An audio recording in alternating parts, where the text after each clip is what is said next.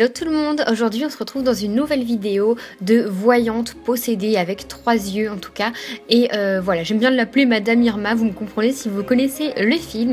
Donc je vais vous montrer pour le maquillage, donc j'applique un fond de teint, donc moi c'est plutôt une bébé crème, beaucoup plus foncé que ma couleur naturelle parce que je voulais vraiment avoir cet effet un peu peau bronzée, teint vraiment très allé.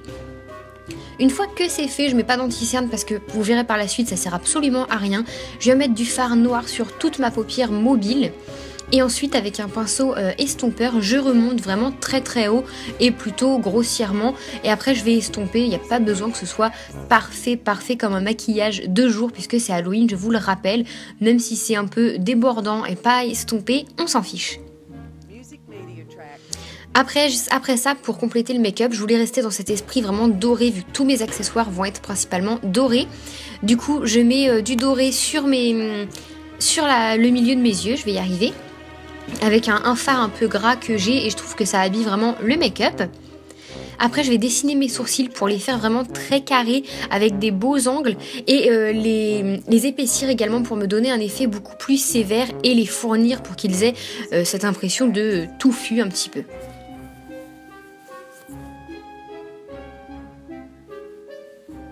Une fois que c'est fait, je vais reprendre un fard noir-gris avec quelques sous-tons bleus et je vais faire voilà la prolongation du sourcil jusqu'au début du nez et ça va donner cet effet sévère comme si mes sourcils étaient froncés, que j'avais un air fâché. Après, je viens mettre du rouge sous mes cernes, donc ça c'est le maquillage d'Halloween que vous trouvez en grande surface, etc. Là, les trucs pour enfants. Et au début, ça fait peur, j'en avais mis beaucoup trop. Du coup, je suis venue estomper avec mon Beauty Blender bien mouillé et le rendu était parfait. Je veux vraiment que ça donne cet effet de cerne fatiguée et voilà, ce petit côté mystérieux, tout ça, je trouve ça plutôt sympa. Après, avec un eyeliner, je viens faire des fissures, des cassures au niveau des cernes. C'est pour ça que je vous dis que ça sert à rien de mettre de l'anti-cerne puisqu'avec le rouge et ça, on verrait rien du tout.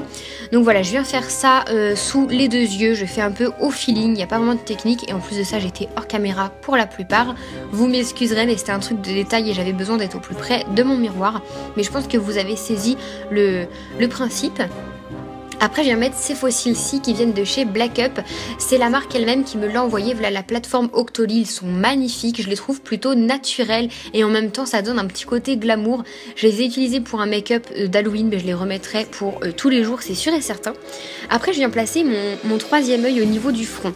Donc, c'est un troisième œil que j'ai fait moi-même avec une boule de polystyrène que j'ai coupée en deux. Et ensuite, j'ai fait tout au vernis et au gel que j'ai passé sous lampe UV pour le solidifier. Donc je viens le coller avec une colle ou du latex.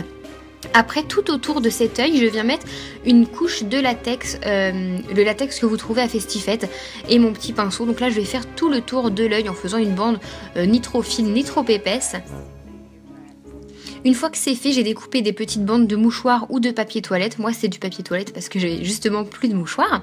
Je vais le faire tout autour du latex avant qu'il ne sèche, très important. Et voilà, j'ai mis une bande à peu près de 1 cm de façon à ce que ça colle sur le latex mais que ça dépasse un petit peu sur l'œil également. Une fois que c'est fait, je vais laisser sécher. En attendant, je vais faire mes lèvres. Donc je vais mettre un rouge à lèvres relativement foncé. Là, j'avais pris un rouge bordeaux et je le trouvais vraiment trop clair. Du coup, ensuite, j'ai rajouté du marron par-dessus. Et là, le résultat était vraiment top. Si vous voulez, vous pouvez mettre du rouge à lèvres noir. Ça fera tout aussi bien. Donc ensuite, maintenant que c'est sec, on repasse à l'œil.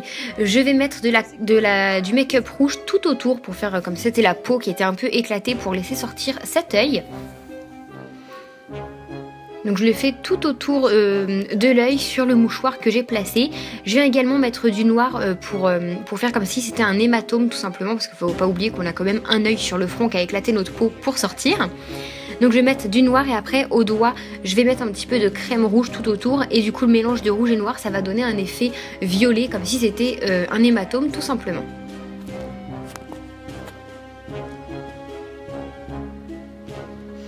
Après ça, je vais mettre du faux sang sur le tour de l'œil.